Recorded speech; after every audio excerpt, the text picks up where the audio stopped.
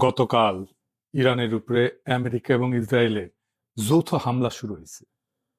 ইরানের রাষ্ট্রীয় টেলিভিশন দেশটার সর্বোচ্চ নেতা আয়াতুল্লাহ আলী খামেনির মৃত্যুর খবর নিশ্চিত করছেন। ইন্না লিল্লাহি ওয়া ইন্না ইলাইহি রাজিউন। সৃষ্টিকর্তা এই শহীদের মৃত্যু কবুল করুন। এখন এই যুদ্ধের ভবিষ্যৎ কি? কেউ কেউ কইতেছেন ইরানের তো আসলে পাল্টা আঘাত করার মতো তেমন কিছু নাই, কিছু ক্ষেপণাস্ত্র ছাড়া। ক্ষেপণাস্ত্র ব্যয়বহুল, এইটার একটা স্টক আছে, সেটা শেষ হয়ে যেতে পারে দ্রুত। বিমান দিয়ে বোমা মারা অনেক বেশি কস্ট এফেক্টিভ, তাই এই যুদ্ধে ইরান টিকবে না। তার উপরে আমেরিকা আর ইসরায়েল একসাথে আক্রমণ করছে, আর ইরান ওইদিকে কাতার, বাহরাইন, জর্ডান, আরব আমিরাত, সৌদি আরব আর ইসরায়েলেও একসাথে পাল্টা আক্রমণ করছে। ইরান একা অসংখ্য শত্রুদের সাথে একসাথে লড়তেছে। একা এতগুলো রাষ্ট্রের সাথে একই দিনে যুদ্ধ বাধায় দেওয়ার ইতিহাস দুনিয়াতে আরেকটা আছে কিনা মিলিটারি বিশেষজ্ঞরা বলতে পারবেন। আমি খুঁজে দেখছি, পাই নাই। এটা একটা অভাবনীয় যুদ্ধ। এমন যুদ্ধ আগে কখনো হয় নাই। ইরান একটা মরণ কামড় দিছে, এমন ভাবে যে আমি তো মরবই, তোমাদের সাথে নিয়ে মরবো, এই স্টাইলে। এই যুদ্ধে ইরানকে পরাজিত হবে, অন্য পরাশক্তিগুলো কি অবস্থান নেবে? আর আমেরিকা আসলে লাগলো কেন ইরানের পিছনে? আমেরিকার লাভ কি? এই জটিল রাজনীতি বুঝলে পরিষ্কার হয়ে যাবে বিশ্ব রাজনীতি, ভূ রাজনীতি এগুলো কি আসলে কিভাবে কাজ করে। আসেন আজকার আলাপ আল্লাহর নামে শুরু করি। আলোচনা শুরুর আগে আমরা একটু সংক্ষেপে জেনে নিই আগে কি কি ঘটছিল। তাহলে ইরানের সংকট কেন তৈরি হলো সেটা বুঝতে পারবো। ইরানের পারমাণবিক কর্মসূচি নিয়ে 2000 সালের দিক থেকে পশ্চিমা দেশগুলোর সঙ্গে একটা টানাপোড়েন চলতেছিল। অভিযোগ ছিল ইরান হয়তো পারমাণবিক অস্ত্র বানাইতেছে। পৃথিবীর প্রত্যেকটা দেশে পারমাণবিক কর্মসূচি আছে, কিন্তু বাংলাদেশেরও আছে। এটা শুধু বোমা বানাইতে লাগে না, ইলেকট্রিসিটি বানাইতে লাগে, আমাদের চিকিৎসার জন্য লাগে, ক্যান্সার চিকিৎসার জন্য লাগে, রেডিওথেরাপি মেশিনে লাগে, আপনারা জানেন, এক্স রে জন্য লাগে। এমনকি বুকে যে হার্টের ডাক্তারেরা স্টেন্ট বসায় না, ওই টাইমেও লাগে। স্টেন্ট লাগাইতে গেলে দেখবেন যে ডাক্তার, নার্স, টেকনিশিয়ানরা বুকে স্যারকোনা এরকম একটা ছোট বাক্সের মতো সাদা এটা পড়ে থাকে, রেডিয়েশন মাপ ওইটা।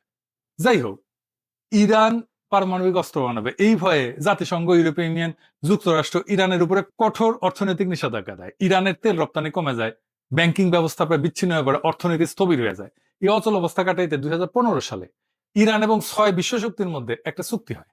এটা চুক্তিটার নাম ছিল জেসিপিওএ, মানে হইতেছে joint comprehensive plan of action. কি ছিল সেই চুক্তিতে? চুক্তির মূল কথা ছিল ইরান তার পারমাণবিক কর্মসূচি সীমিত করবে, আর বিনিময়ে নিষেধাজ্ঞাটা উঠবে। পারমাণবিক কর্মসূচি সীমিত রাখা মানে প্রকৃতিতে যে ইউরেনিয়াম পাওয়া যায়, মানে যেটা থেকে পারমাণবিক শক্তি আসে আর কি, ওইটা দিয়ে কিছু হয় না। ওইটাতে ঘন করা লাগে, ঘন ঘন। মানে ধরেন চিনি ছাড়া চা হইতেছে প্রাকৃতিক ইউরেনিয়াম, পাইনসা চা হইতেছে অল্প সমৃদ্ধ ইউরেনিয়াম, মানে একটু ঘন হয়েছে। হালকা মিষ্টি চা হইতেছে মাঝারি সমৃদ্ধ ইউরেনিয়াম, আর কড়া মিষ্টির চা হইতেছে বোমা তৈরির গ্রেডের অতি সমৃদ্ধ ইউরেনিয়াম। এটা কেমনে ঘন করে এই ইউরেনিয়াম? মানে মাখন তোলা দেখেছেন না, যে ঘুটে দিয়ে ঘুরায়, ঠিক ইনকে ঘুরে ঘন করে। ইরান রাজি হয় যে এই ইউরেনিয়াম সমৃদ্ধকরণটা মাঝারি পর্যায়ে রাখবে, মানে যেটা দিয়া আরামসে বিদ্যুৎ বানানো যাবে, চিকিৎসার কাজ করা যাবে। এবং আন্তর্জাতিক পারমাণবিক সংস্থা যেটা জাতিসংঘের আইএইএ, ওইটাকে কঠোর নজরদারির সুযোগ দেবে। নজরদারি চলতেছিল। এর ফলে চুক্তি স্বাক্ষর করার পর একটা বড় অংশের আন্তর্জাতিক নিষেধাজ্ঞা উঠায় নেওয়া হয়। ইরানের তেল রপ্তানি বাড়ে, বিদেশি বিনিয়োগও আসে। কিন্তু 2018 সালে ট্রাম্প এই চুক্তি একতরফাভাবে বাতিল করে দেয়। যুক্তি ছিল চুক্তিটা যথেষ্ট কঠোর না, মানে ট্রাম্পের পছন্দ মতো, মন মতো হয় না। আবার নিষেধাজ্ঞা আরোপ করা হয়। ইরান দেখে, আচ্ছা আমিও তো তাইলে ইউরেনিয়াম ঘন করব, আমার তো লাভ নাই, চুক্তিতে তো আমি নাই। তারা পারমাণবিক বোমা বানানোর মতো ঘন করে ফেলে ইউরেনিয়াম। কাছাকাছি ইরানের যুক্তি, আমেরিকা আগে চুক্তি ভাঙছে, আবার নিষেধাজ্ঞা দিছে, তাই বাধ্য হয়ে প্রতিক্রিয়া দেখাইতেছি। চুক্তি ভাঙার দায় যুক্তরাষ্ট্রের। এখন যুক্তরাষ্ট্র কি চায়? এক নাম্বার, ইরান যেন ইউরেনিয়াম আর সমৃদ্ধ নামার করে, মানে ঘন না করে। এটাই শেষ না। তার মজুদ যেটা আছে সেটা যেন কমায়। এটাই শেষ না। আবার কঠোর নজরদারিতে যেন রাজি হয়। এখানেই শেষ না। সে যেন তার ব্যালিস্টিক মিসাইলের কর্মসূচি ত্যাগ করে, এটা যেন আর না বানায়। আর কে? এটাই শেষ না। হিজবুল্লাহ আর ইয়ামেনের হুতিদের যেন সাহায্য না করে। আবার ইসরায়েল দাবি করে ইরানের পারমাণবিক অবকাঠামো পুরো চূর্ণ বিচূর্ণ করে দিতে হবে, এটা শেষ করে ফেলতে হবে, মাটির সাথে মিশাই দিতে হবে। একটা দেশে বাইরের দুইটা রাষ্ট্রের ইচ্ছা মতো চলতে হবে। আমেরিকা ইসরায়েল যা চাইবে তাই চলতে হবে। এটা কোনো মর্যাদা সম্পন্ন দেশ করবে? করবে না। এবার আসেন দেখি আসল প্রশ্ন, আমেরিকা ইসরায়েল কি ইরানকে হারাইতে পারবে? প্রথমে বলেনি, আমেরিকার ইসরায়েলের সম্মিলিত সামরিক ক্ষমতার ধারে কাছেও ইরান নাই। তাহলে কি ইরান হাইরা যাবে? না, এই প্রশ্নের উত্তর অত সহজে দেওয়া যাবে না। আসলে আমরা আলাপটা শেষ করলে বুঝবেন আসলে ইরান হাইরা যাবে কিনা। যুদ্ধ তো শুধু অস্ত্রের কস্ট বেনিফিট অ্যানালাইসিস না, যুদ্ধ রাষ্ট্রের কাঠামো, ইতিহাস, ভূগোল, মনস্তত্ত্ব সব মিলে একটা পূর্ণাঙ্গ সমীকরণ। আর সেই সমীকরণে ইরানকে সহজে হারানো খুবই কঠিন, প্রায় অসম্ভব। কেন? আমাদের একটু ইতিহাসে ফিরে যেতে হবে। ইরানকে বুঝতে হইলে 1953 সাল থেকে শুরু করতে হবে, যখন ইরানের তেলের মালিকানা ইরানের ছিল না। ব্রিটিশ কোম্পানি ছিল, বিপি নাম দেখেন নাই যে, এর ছিল মালিকানা, ব্রিটিশ পেট্রোলিয়াম। 1953 সালে একটা ন্যাশনালিস্ট সরকার ক্ষমতায় আসে, প্রধানমন্ত্রী ছিল মোসাদ্দেক। সে তেল জাতীয়করণ করছিল। এর প্রতিক্রিয়া আমেরিকা সিআইএ কে দিয়ে অভ্যুত্থান ঘটায়, তাকে সরায়, শাহকে ক্ষমতায় বসে। সেই ঘটনা ইরানের রাজনৈতিক চেতনায় গভীর ছাপ ফেলে। বিদেশি হস্তক্ষেপ মানে জাতীয় অপমান। এই বোধ ইরানের রাষ্ট্রীয় স্মৃতির একটা অংশ হয়ে যায়, কালেকটিভ মেমোরির একটা অংশ হয়ে যায়। তারপরে 1779 সালে বিপ্লব হয়, ইরানের বিপ্লব। শুধু ধর্মীয় আবেগ না, বরং দীর্ঘদিনের ক্ষোভ, অপমানবোধ, বিদেশি আগ্রাসন, জাতীয় সম্পদ দখলের বিরুদ্ধে একটা প্রতিক্রিয়া, সব মিলায় রাষ্ট্র একটা নতুন কাঠামো নেয়। ইরানের পর বিপ্লবের নতুন শাসন ব্যবস্থা খুব দ্রুত নিজেদের পাওয়ার কনসলিডেট করে ফেলে। সেনাবাহিনীর ভিতরে যে সমস্ত শাহপন্থী উপাদান ছিল সেগুলো ভেঙে দিয়ে তারা নিজেদের অবস্থান মজবুত করে ফেলে। ফলে বহু বছর পরেও সামরিক অভ্যুত্থান ও গণবিক্ষোভ এই সরকার কিন্তু পড়ে যায়নি। এটা কাকতালীয় না, এটা একটা কাঠামোগত ফল। কিছুদিন আগে সারা ইরানে ব্যাপক বিক্ষোভ হয়েছে না? আন্তর্জাতিক শক্তি সাপোর্ট দিচ্ছে, আমেরিকা সাপোর্ট দিচ্ছে, ইরান সরকার বর্বর ভাবে রক্তপাত ঘটায় বিক্ষোভ দমন করছে। হাসিনার মতো পড়ে যায় না কিন্তু। যদিও ইরানের সমাজ গভীরভাবে বিভক্ত হয়েছে, ইরানের বর্তমান রেজিম পছন্দ করে না এমন ইরানিয়ানদের সংখ্যা বাড়ছে অনেক। 1980 সালে ইরাক আক্রমণ করে ইরানকে। প্রথম দিকে ইরান দুর্বল ছিল, এলাকা দখল হয়ে যায়। কিন্তু 1982 সালের মধ্যে ইরান অধিকাংশ দখলকৃত এলাকা পুনরুদ্ধার করে ফেলে। সাদ্দাম হোসেন ভাবছিলেন যে আক্রমণে ইরানের ভিতরে একটা অভ্যুত্থান হবে, বিপ্লবী সরকার পড়ে যাবে। বাস্তব হয়েছে উল্টা। যুদ্ধ রাষ্ট্রকে আরো সংহত করছে। জনগণ, সামরিক বাহিনী সবাই সরকারের পিছনে দাঁড়াইছে। এই যুদ্ধ দীর্ঘায়িত হয়েছিল, বিপুল প্রাণহানি হয়েছিল। খমিনি আপোষহীন ছিলেন। তিনি আমেরিকা সোভিয়েত দুই শক্তিকে গ্রেট শয়তান বলছিলেন। এর ফলে ইরাক ইরান যুদ্ধের সময় আমেরিকা, সোভিয়েত ইউনিয়ন, আরব রাষ্ট্র অনেকেই ইরাককে সাহায্য দেয়। সেজন্য যুদ্ধটা দীর্ঘ হয়। তবুও ইরান রাষ্ট্র হিসেবে ভেঙে পড়েনি, বরং দীর্ঘ যুদ্ধ তাকে আরো যুদ্ধ সহনশীল রাষ্ট্রে পরিণত করছে। এই আক্রমণ ইরানকে আরো সংহত করবে কিনা সেটা আগামী কয়েকদিনের দুনিয়া দেখবে।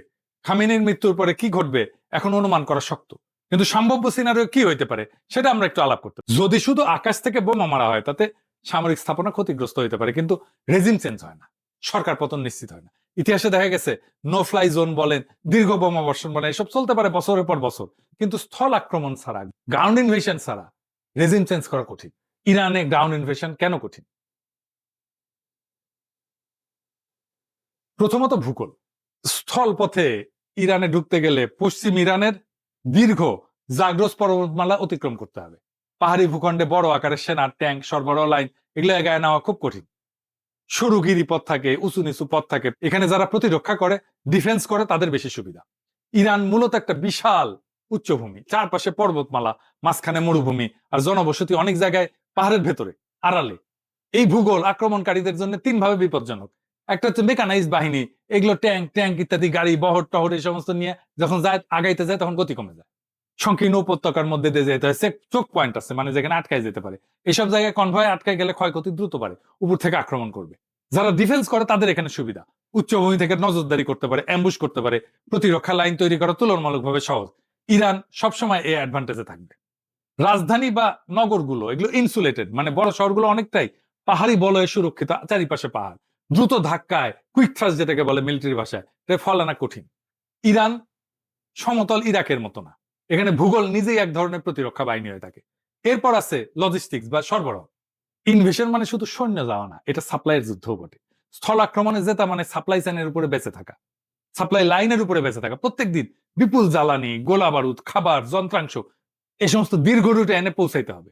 পাহাড়, মরুভূমি এই সমস্ত পরিবেশে কনভয় ট্রান্সপোর্ট ইন্টেন্সিভ এবং সিকিউরিটি ইন্টেন্সিভ হয়। একবার সাপ্লাই লাইন যদি ভেঙে যায়, তাহলে ফ্রন্ট লাইনের শক্তি থাকলেও এটা কার্যত থেমে যায়, কাজ করতে পারে না, আক্রমণ করতে পারে না। এটাই বড় পার্থক্য। গ্রাউন্ড ক্যাম্পেনে আপনার যুদ্ধ ক্ষমতা নির্ভর করে সাপ্লাই পৌঁছায় কিনা এটার উপরে। এরপর আছে এন্ট্রি প্রবলেম, কোন দিক থেকে ঢুকবে। এটা এই রাজনীতিতে অনেক সময় সামরিক সমস্যার চেয়েও বড় হয়ে যায়। ইরানে বড় স্কেলে স্থল আক্রমণ করতে গেলে প্রতিবেশী দেশগুলো ঘাঁটি, করিডোর দরকার পড়বে, কিন্তু আঞ্চলিক রাষ্ট্রগুলো রাজনৈতিক ঝুঁকি নিতে চায় না। নিজেদের ভিতরে অস্থিরতা, ইরানের পাল্টা আঘাত, এই সমস্ত কারণে এই অ্যাক্সেসটা দিতে চায় না, এবং দেয়ও নি কেউ। এই জন্য অপারেশনাল প্ল্যানিং খুব জটিল হয়ে যায়। ইরান যেটা সিকিউরিটি স্ট্র্যাটেজি নিয়ে চলে, এটার একটা প্রতিরক্ষার ধারণা আছে, এটাকে বলে A2AD প্লাস অ্যাসিমেট্রিক।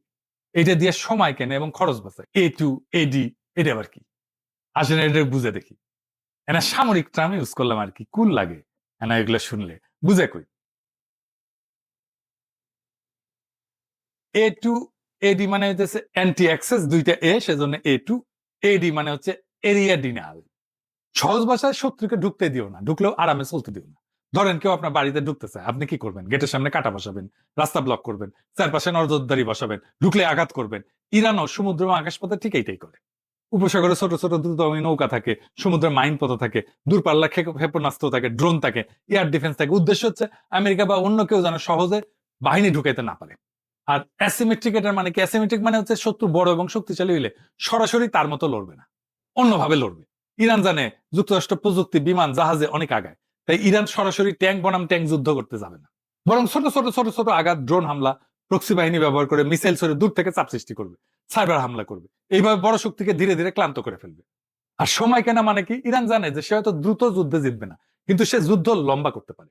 যুদ্ধ যত লম্বা হবে আমেরিকার খরচ বাড়বে, রাজনৈতিক চাপ বাড়বে, আন্তর্জাতিক সমর্থন কমতে পারে, জ্বালানির বাজার অস্থির হয়ে যাবে। অর্থাৎ ইরানের কৌশল হইতেছে দ্রুত হারবো না, যুদ্ধকে এমন ব্যয়বহুল বানাবো যাতে শত্রুই ক্লান্ত হইয়া যায়। আর খরচ বাড়ানো মানে শুধু টাকা পয়সা খরচ না, খরচ বলতে অর্থনীতির খরচ তো আছেই, তার সাথে সামরিক ক্ষয়ক্ষতি, রাজনৈতিক ক্ষতি, আন্তর্জাতিক চাপ। ইরান চেষ্টা করে যেন প্রতিপক্ষ ভাবে এই যুদ্ধে ঢুকলে লাভের চেয়ে ক্ষতি বেশি। এটাকে বলা হয় ডিটারেন্স। মানে এর জন্য শত্রুপক্ষ দূরে থাকবে, আক্রমণ করার আগে 10 বার ভাববে। এরপর আছে টেক দ্য সিটি সমস্যা, মানে শহর দখল করে ফেলে হারায় দেওয়া। এটা কিরকম? এটা একটু বুঝে দেখে, এটা মজার বিষয় আছে।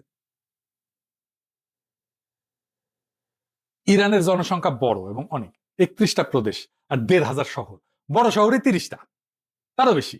বড় শহরে ঢুকলে যুদ্ধ বদলায় যায়, কিন্তু ট্যাঙ্ক, আর্টিলারি অ্যাডভান্টেজ কমে যায়, স্নাইপার গুরুত্বপূর্ণ হয়ে যায়, তারপরে মাইন টাইন, ছোট ইউনিটের প্রতিরোধ, এই সমস্ত বাড়ে। বেসামরিক ক্ষয়ক্ষতি দ্রুত রাজনৈতিক সংকট তৈরি করে ফেলে। এরকম শহর দখলের পর্যায়ে গেলে এটা রাজনৈতিক সমস্যা শুরু হয়ে যায়। রাশিয়ায় এক স্ট্যালিনগ্রাদ শহরকে কবজা করতে পারে না হিটলার, লেজ গুটায় পালাইতে হয়েছিল। ইউক্রেনের শহর হইতেছে 450 মতো, রাশিয়া মাত্র 6-7টা দখল করতে পারছে এই 4 বছরে যুদ্ধে। এই জন্য আমেরিকা বড় আকারের যুদ্ধ দীর্ঘদিন চালাতে পারবে। কেন? এটা আমার কথা না, ওয়াশিংটন পোস্টে আমেরিকান জেনারেলরা বলছে যুক্তরাষ্ট্রের কাছে এখন পর্যাপ্ত গোলা বারুদ, রকেট, ইন্টারসেপ্টার এগুলো নাই, যা বড় আকারে দীর্ঘ সময় যুদ্ধ চালাইতে পারে।